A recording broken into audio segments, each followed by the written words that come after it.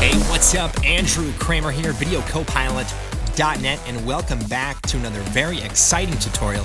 Today, we're going to be taking a look at our new After Effects plugin, Saber.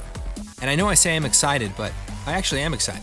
Not like those other tutorials where I just say I'm excited because that's my thing, but I really am excited. So let's take a look. Oh, shoot. Turn that off. That's the wrong video. Try this one.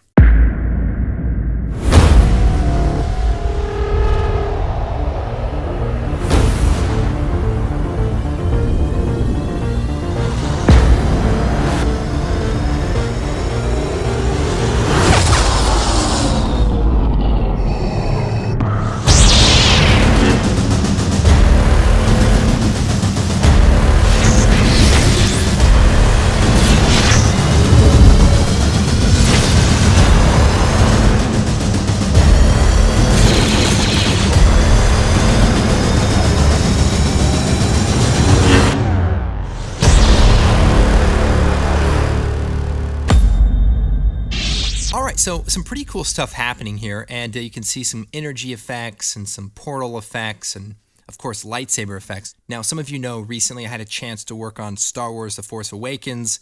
I had an amazing time. My team was responsible for the holograms and graphics and titles, but unfortunately I didn't get a chance to work on any lightsabers.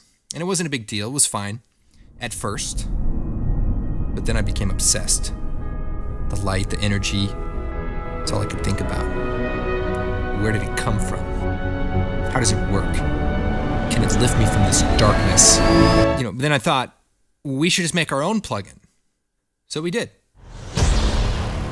All right, so you've seen what this plugin can do. Let's go and take a look at how it works. All right, so once you download and install the plugin, you can come inside of After Effects, and we're gonna create a new solid. And we'll call this Saber. And we'll come over here to the effects and presets. We're gonna type in Saber. And we just drop this right onto the solid. And here we have our light beam. Now, we can move around the control points. And one thing you'll notice is that it has a really nice glow fall off. And if I change the intensity, you can see that it just really looks nice. The other cool thing about this is that we built in our color vibrance technology so that it has some really nice colorization. So you can see the colors really pop. Now, we could take a look at a few settings here. We've got the enable glow. We've got the color, intensity.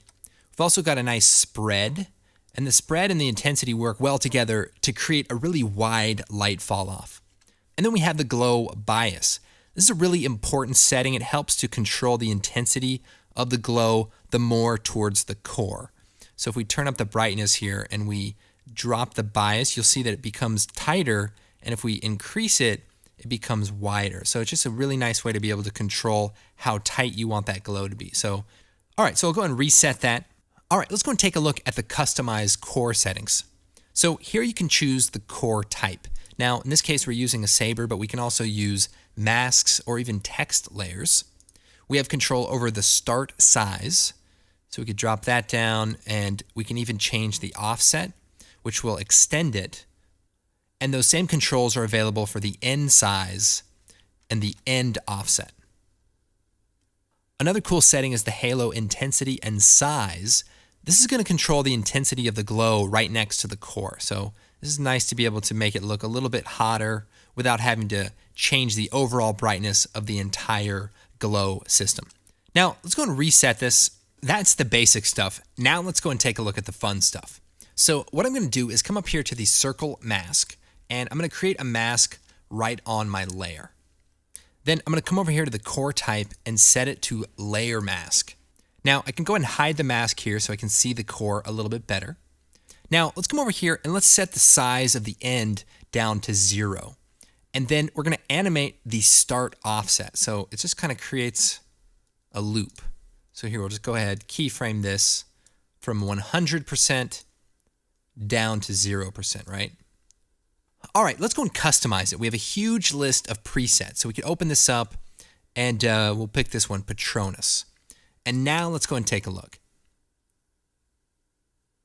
All right, so now you can see we're really starting to customize it. It's got some nice noise, nice distortion, kind of looks like a hazy smoke. And the cool thing is you can also go and change all of the settings still. So you can really customize each and every preset. But did you notice that the start and end size and also the animation didn't change, just the overall look of the saber? So this way you can try out the different presets without messing up your animation. So we could try out Energize. And that's got kind of a cool look. And again, we can totally customize it, change it around, and get completely different looks. Now, let's take this a little bit further. So let's switch this back to the Patronus. That looks nice. And let's set the transfer mode to screen. And let's go to the mask here. I'm going to double click on it. I'm going to actually shrink it down a bit. Now, I'm also going to duplicate my saber layer. So I'm going to choose Edit, Duplicate, and it's already set to screen. And what I'm going to do is go to the mask evolution, and I'm just going to shift it over. So I'm going to shift it over 180 degrees. So now check this out. So now I've got two sabers going. Okay, so that's pretty cool. So what I'll do is I'll take the top copy and let's change this to something else. Let's try this arc reactor. So now we've got two different sabers interacting, and we've created kind of a symphony of different effects. And this is really what makes Saber so powerful, is that it's really easy to layer multiple effects together and create complex, detailed animations. All right, so what makes this so unique is the advanced distortion noise. So if we come down here to the distortion settings, we can see that we have it separated between the glow and the core. Now, this is really important because sometimes you just want to have a noisy glow, and other times you want to actually take the core and make it look a little bit displaced.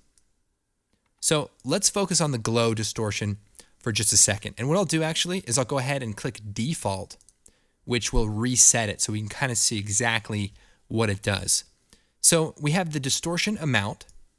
Let me just crank that up a little bit and start to see a little bit of noise. Next, we have the distortion type. So we have like a fluid looking one, an energy one, and then we have two modes. We have distortion and we have multiply. So distortion is going to be what it's doing now, actually displacing the field of light. And then we also have our multiply, which actually just kind of darkens it down, and you can also invert it. So you kind of have like a smoky look, like a tendril look. Now, next we have our wind speed. So you can see it kind of moves in a certain direction. So you can change this to a negative value, and it'll actually move down. You can change the direction of the wind, also the noise speed. So if we set the noise speed to 0, it just moves without animating. If we add a little bit of animation, it has a little bit of a smokiness to it, so it's kind of cool. Then you have things like the noise bias, which is just kind of like a stylizing effect. You have the noise complexity, which is going to add more detail. So let's see here. You can see like a little bit more detail versus 2 levels, which is going to be a lot softer. So let's go and set this back to the Patronus. And maybe what I'll do is change the color to orange and hit OK. Now, another thing I like to do, it's not necessary, but I like to add an unsharp mask. And this is just going to sharpen up the detail a little bit. So it's just kind of a nice bit of crispness that you sometimes lose in the fractal. So I think that looks pretty good. So with this setting on, what we can do is we could play around with the wind. So let's set the wind to say 2.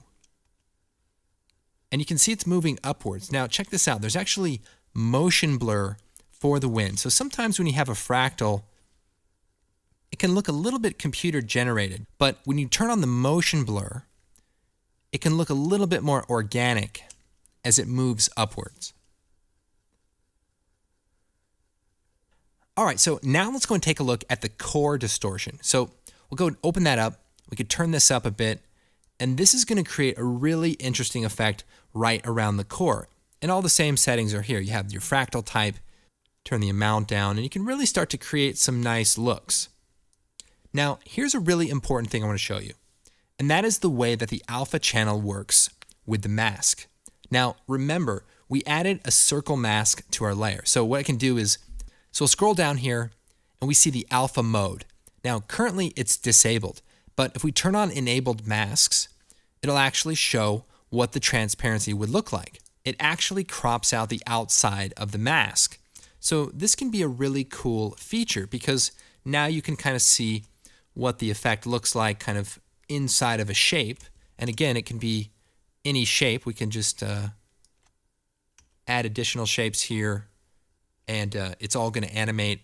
All the masks are fully controlled simultaneously. But what else can we do with this alpha mode? Well, there's another really cool mode called Mask Glow. And what that does is only masks the glow, but leaves the core on the outside. So, since we've displaced our core a little bit, we can actually see it extruding past the glow area. And again, and this really helps to create a more organic effect. So to really see what's possible, what you want to do is play around with the different presets.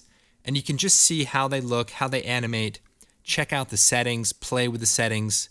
Now, I will warn you that the name of the presets are worse than random. In fact, I think if they were randomly selected, they might be more accurate. And I'll try to publish a list of what all of the effects are and their names.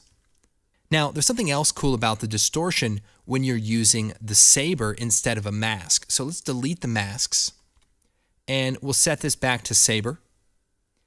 And we'll scroll down, and what we can do is move the Saber around. And notice that the distortion and the noise actually follows the Saber wherever it goes. I can also turn on the distortion amount, and you can see that also follows it and actually goes in the direction. So if I were to turn up the wind will go in the direction of the Saber. Now, what if I want to turn that off? Well, there's an option called Lock Noise to Saber. So if we turn that off, now we can actually move it around freely as if we're moving it through a smoke-filled room. Maybe I could turn up the intensity and see this a bit. So depending on what you're trying to do, this can be a really cool way to create laser blasts or other cool effects that actually pass through space. Now, one other setting here, so let's go and switch this over to the arc reactor, so kind of an electrical mode here. And the way that this is looking electric is simply the distortion of the core. Now, there's an option here called Blend on Top. So if we turn that off, it'll actually get rid of the core, or you could turn it back on. So it's just a way to be able to create a Saber that has its base core, but just has a little bit of noise on it, like a particular character in a particular Star Wars movie. I'm not saying who it is, but I'll bet with a little bit of work.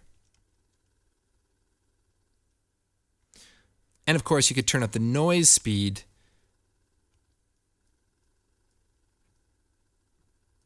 All right, so those are some really useful options. And again, in this example, you can see that this blue beam shoots down, but let's say we want it to shoot into the ground. Well, what we can do is turn up the wind speed and maybe even a little bit of motion blur. Now, even though the effect is two-dimensional, what you can do is you can duplicate it, Control D, and rotate it just to add a little more dimension and just change the random seed of the distortion. So we could just change the random seed and it looks completely different. So there's always a cool trick to be able to create more dimension with these type of effects. And keep in mind, you can have a different speed for the core and the glow. So you can create a little bit of separation between the two and just add more detail. All right, so here's another interesting example. So I've got a mask that's animated, and what I'll do is I'll come to the core settings and change the end offset to about the middle. And what I can do is then take the effect and hit Edit, Duplicate. And now I have an extra copy. What I'll do is come down here to the Render Settings and change the composite to Add. And now I've combined both of the effects together. Now, instead of them being the same, what I'll do is I'll change the offset back over, turn the size back up, and maybe move the start offset over so that there's a gap in the middle. So we'll turn the start size down to kind of match it. Okay. So what's cool about this is that I can change the color and the settings, and both of the effects will be linked together to the same mask. So, and you can see here I have a couple more stacked up here that are basically doing the same thing. So you could basically create a whole lot of Saber rendering on a single mask and on a single layer, so that it's a little bit easier to manage a path. And of course, you can use expressions to link masks together and things like that. So a lot of different ways to work with this effect. After looking at these examples, you'd think that Harry Potter was actually the thing that inspired this plugin. All right, let's go and take a look at a few different title examples. So here's a combination of two separate layers, and we can kind of see what that looks like. Now, same thing here is I'm just animating the end offset along with the mask evolution. Now, again, it's nice because you can really try out some different looks simply by switching the presets. Now, in this example, we have some text created with Element 3D, and we're simply overlaying a nice edge design that's animating on with a little bit of energy, so it kind of has a cool sort of backlit kind of look. It also looks cool to animate the wind, so it kind of looks like it's pushing away from the surface a little bit. So see how that looks.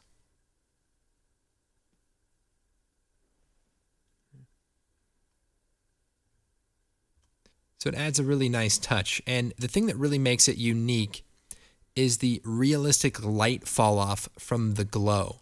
So that's going to come from these two settings, the spread and the bias.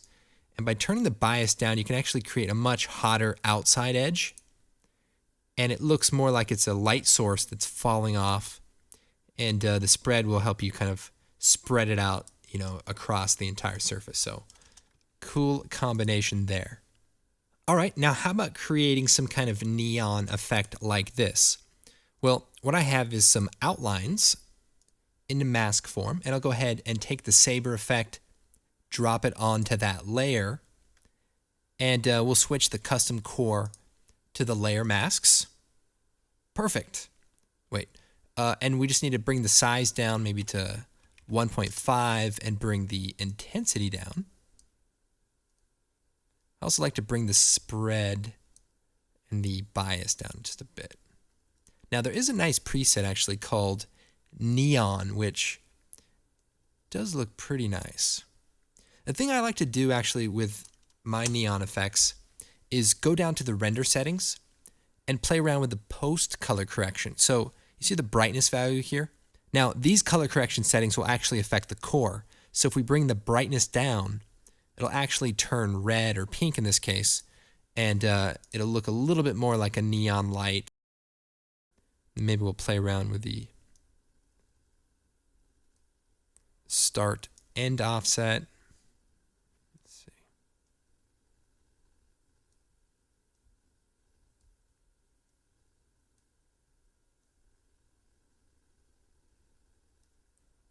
So this is pretty cool, and just a matter of playing around with the settings here. Now, this is where you can have fun with the light settings. So you might bring this in really tight.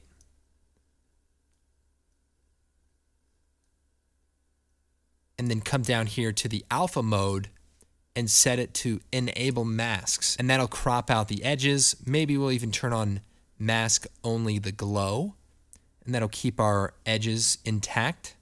Now, here's what it looks like with another copy. I'll go ahead and set this to add and turn on another copy here.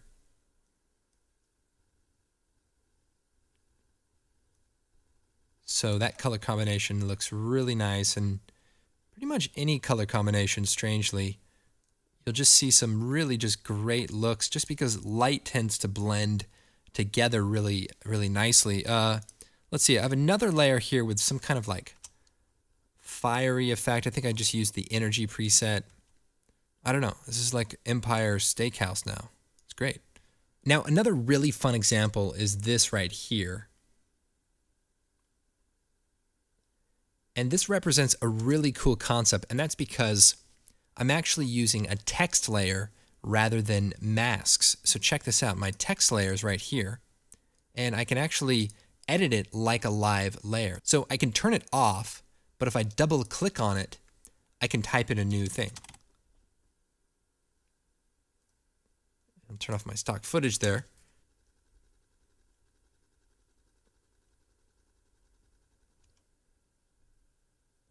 And basically with these two layers, you have one that has kind of a nice smooth edge, and then one with a little bit of a fiery edge.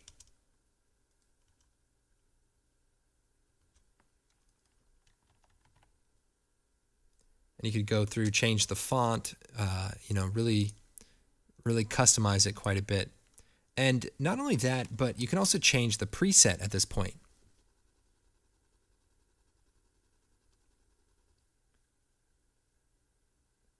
And just to give you an idea on how this works, basically what you do is you switch it to a text layer, and you set the text layer to your editable text layer, and it simply uses that just like it would any kind of a mask.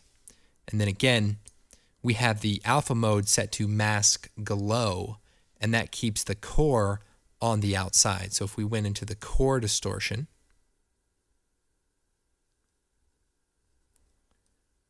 we would see that effect on the outside.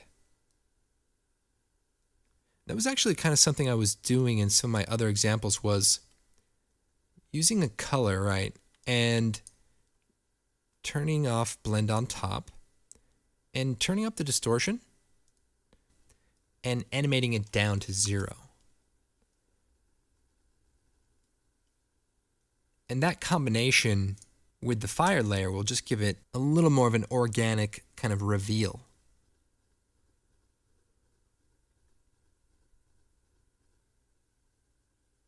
So there you go. I didn't say it was going to look good, I just said it was going to be organic. Now, speaking of organic, one thing that's really important when you're doing effects like this is if you're trying to simulate fire, well, stick some actual fire footage into your comp.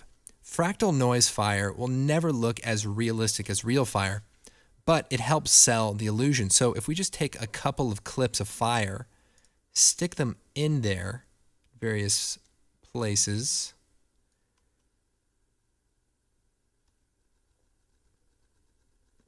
you can see that it really helps sell the effect, and it doesn't take that much work just to make it look a little bit better. Now, we have a stock footage pack called Action Essentials, and it's got a lot of fire elements and things. You can check that out. Now, speaking of stock footage, one thing I'm tired of seeing are fake-looking sparks.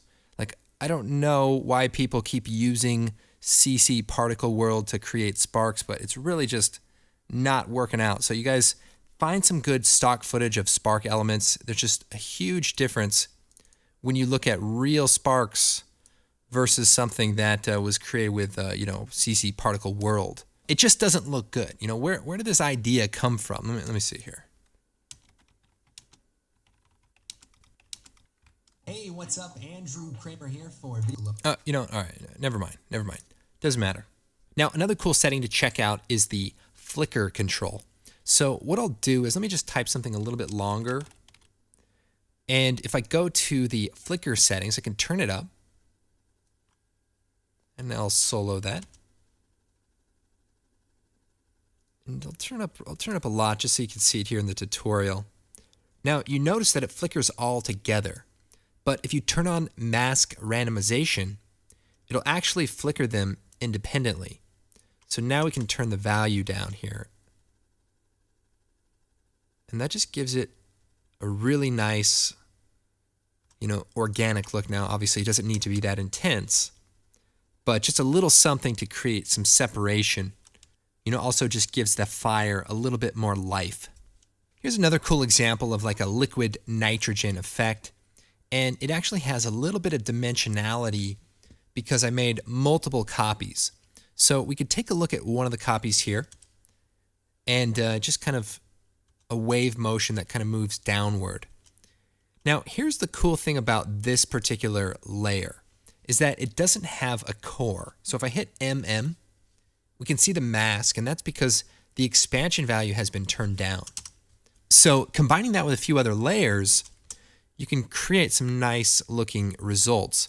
So check out this layer. You can see I just drew a mask that's kind of like a smiley face because I wanted to create like a runoff of smoke just at the bottom area. And that's just one example of some of the kind of tricks that you can do to sort of design the energy in the way that looks good. Now, not to keep bringing it up, but again, here's another example of using a single smoke element to just give it a little bit more of an organic and natural life, yet still blending in nicely with the core. So just another cool example. Now, another quick tip, in order to create motion blur from masks, you need to use the force motion blur effect.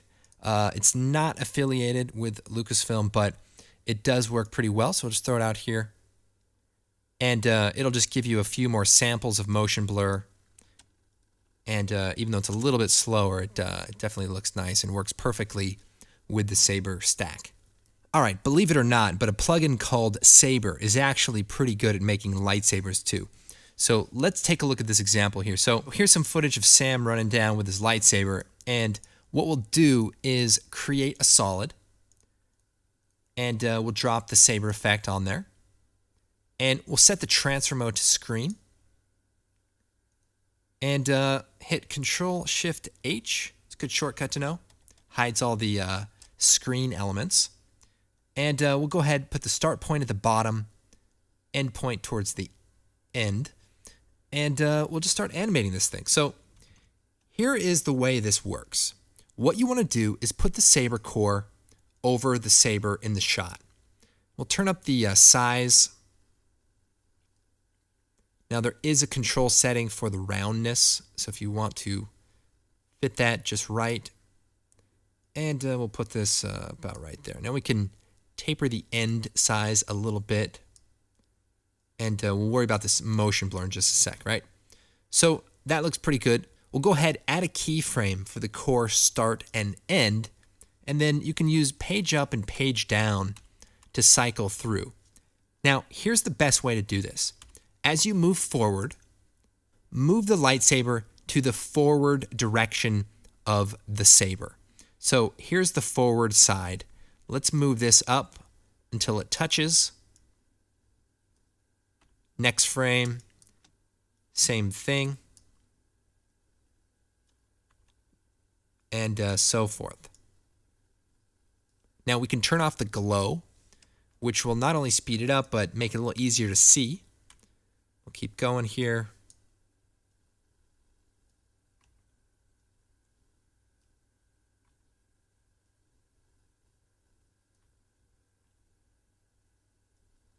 Okay, and this is kind of weird, but check it out. It's kind of...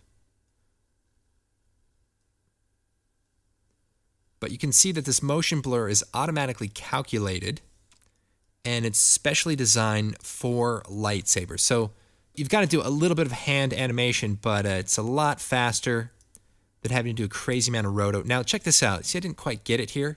So let me go back here and I'll extend it out here so that it makes sure to follow through and have enough of the lightsaber. There we go. Now, sometimes what happens, this is just an important tip for After Effects users, sometimes your frame gets cached and it doesn't update based on the animated keyframes around it.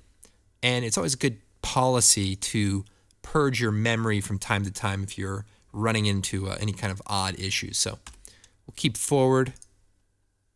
Do a couple more keyframes here.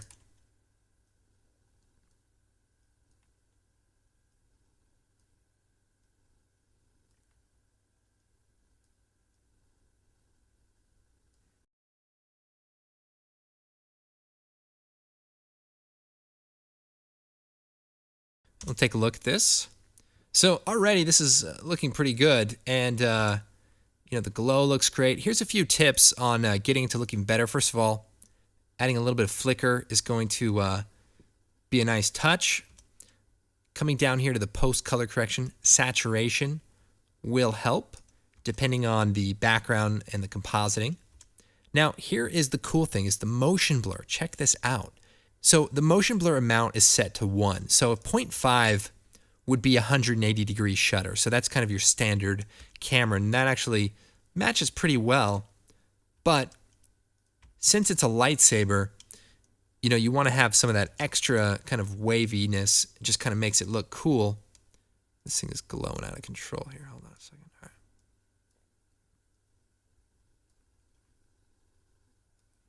But what's nice about it is that there's a blur phase, and you can actually just shift it back and forth in time. So it's like a temporal thing, but it makes it really easy to be able to either increase or decrease the amount of motion blur. So just enough to cover the saber, and then the ability to shift it forward and back along the same vector. So it's very, very fast and very, very easy. And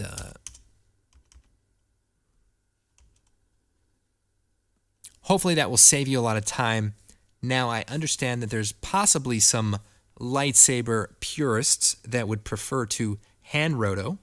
And if that's the case, let me show you what you can do. If you reset the plugin, what you can do is go in there and draw your handmade roto.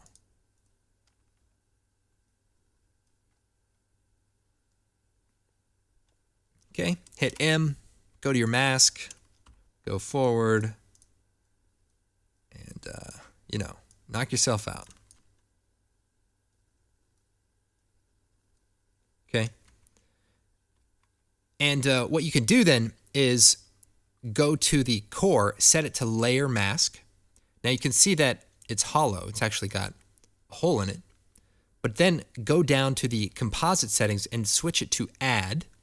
And as long as your layer is white, it'll actually just create a white core. And we could bring the size of the core down just so that it stays close to your roto. And all the glow settings and all the nice control and the flickering and everything will all work. And you have your custom control over your shape. So it's win-win. Now, there's another really cool feature, and this is one of the first features that we designed, and that is the ability to occlude the core if, say, there was a person in front of you. And let's go to our Saber layer, and let's mask out this stormtrooper guy so that the lightsaber is on the other side of him. So we'll take the pen tool, and we'll just draw a shape here. Not a very good one, but good enough. Okay, so we've added our mask, and I want to go ahead, hit M, and change the mask to subtract.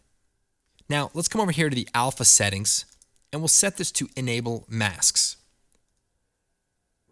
All right, so we've rotoed this out, but now we have a hard edge right here, and that nice halo, that nice glow is getting cut off. And this gets a little bit tricky.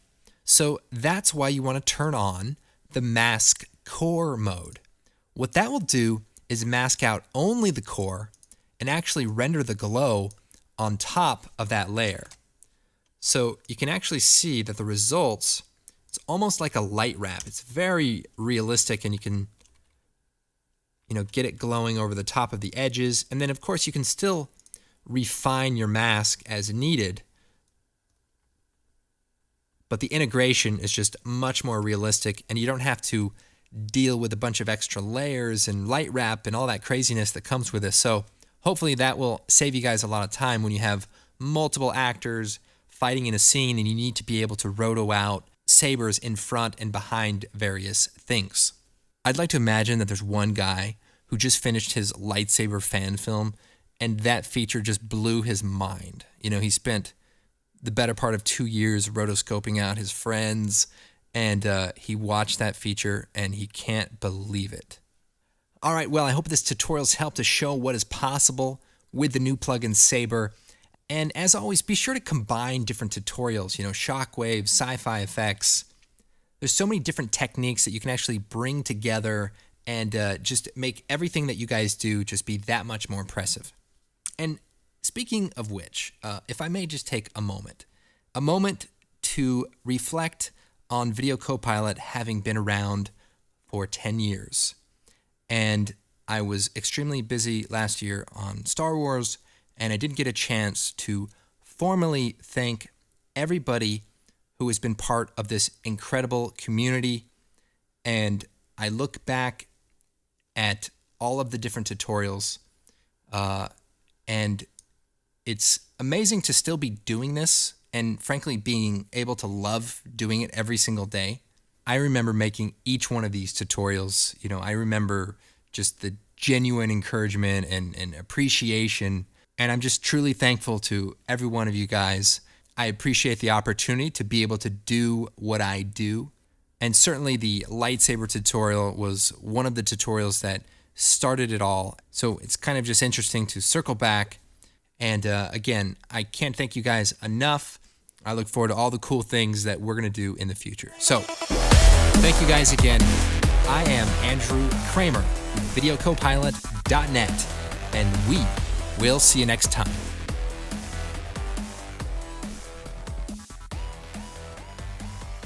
I wonder if this lightsaber somehow set off a chain reaction of events so that I could one day work on a Star Wars film. I don't know. I do know one thing, though. This Planet Explosion tutorial didn't help anybody. This is terrible. Look at 1 million people watch this. I feel bad for them. I'm sorry.